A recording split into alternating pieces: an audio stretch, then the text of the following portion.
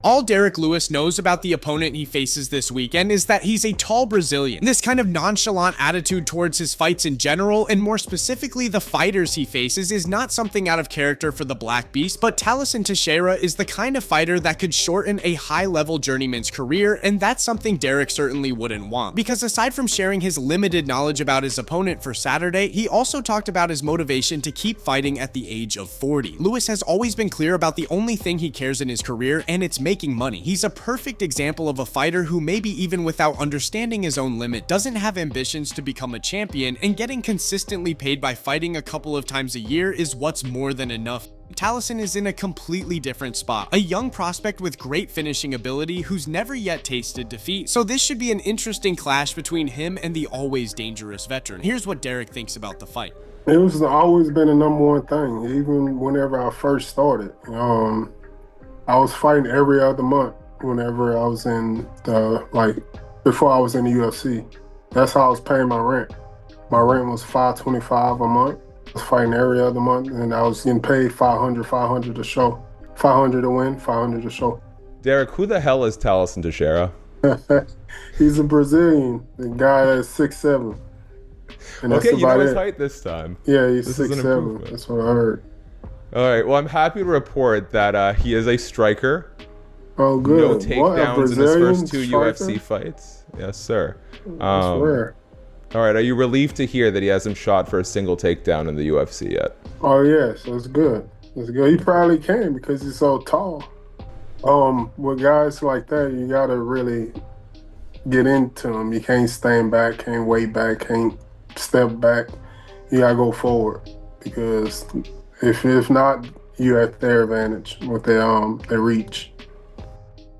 Chael Sonnen thinks the reason Jon Jones first retired only to unretire less than 2 weeks later is simply psychological and has to do with his approach to fighting Tom Aspinall. We've witnessed many champions lose their titles against opponents who close to nobody seriously expected to beat them. An issue of lack of motivation and overconfidence isn't as rare as it might seem, but in Jon's case, it looks like his position as a defending champion against a dangerous contender who would try to take the belt away from him in his retirement fight is what made him feel like he was in a disadvantageous position. It's better to be the hunter than the hunted, he says, describing his mindset as it relates to the issue at hand pretty clearly. Did he actually plan to retire for Tom to be promoted for him to then take the title away from the Brit? Likely not, with the recent legal troubles and possibly the White House card thing playing a role in his sporadic behavior recently. But being the challenger as opposed to the defending champion offers some benefits to him as someone always trying to gain an edge from any possible angle over his opponent.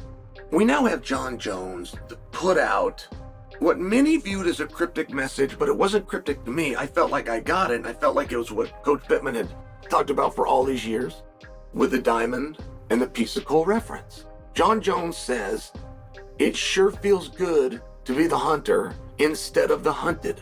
And Jon has made comments like this before. Maybe I made it look easy, or maybe this looked easy. You try it. You try taking on all comers. You try doing that year after year. I've retired from the sport, which simultaneously relinquishes the title. 13 days go by. I have returned to the testing pool. One more day goes by. I have returned to practice. It feels like tomorrow. Statement is, I want to fight Tom. And the only thing that would be different, in his mind, he's now the hunter and he's not being hunted.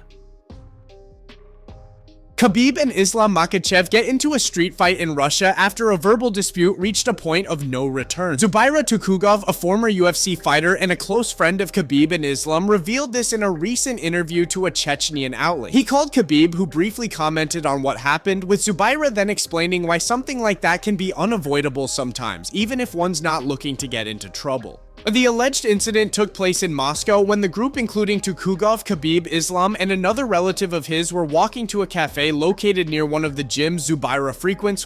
The details of what led to the brawl weren't revealed, but according to Khabib himself, he knocked out one of the attackers, and shortly after they fled. Tukhugov then shared with the interviewer that he really had no choice but to engage as well, because not only they were the ones who got attacked, but he was there with close friends who he calls brothers, so it was a no-brainer to start swinging once the altercation became physical.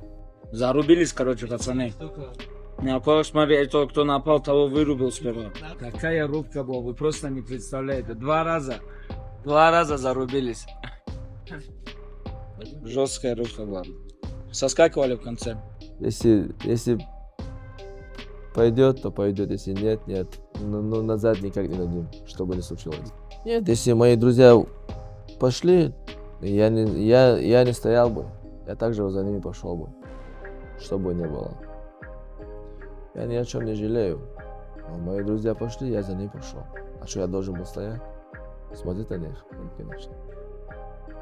Arman Tsarukyan sends a message to Ilia Topuria, addresses Dan Hooker beef, and responds to the popular point of criticism in his direction made by Patty, Dan, or fans who don't like his comfortable position as a son of a rich man, still actively campaigning to get a fight against someone in the top 10 pretty soon in order to secure his position as the next title challenger. Tsarukyan has expressed interest in fighting Dan Hooker this summer as well, but still maintains that nobody wants to sign a contract to face him. If it was up to him, of course he'd prefer to sit out for a title bout against Topuria, but that would be recipe for disaster considering the uncertainty in the title race and UFC's clear position on him or any other fighter having to go through at least one more fight in order to deserve the title shot again, even if they had it and pulled out due to health reason. Whether he fights Hooker next or it will be some other contender, it's safe to say with one more win, he'll most likely get his chance to become the champion, and he's already sending a message to Topuria.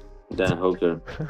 Nobody cares about him, just people talks about me, Paddy, Gagey, but nobody talks about Dan Hooker, so I just put attention on him. He gotta pay me money. He's saying nobody cares about the number one contender. Everybody cares about number one contender, and everybody knows I'm the most deserving fighter.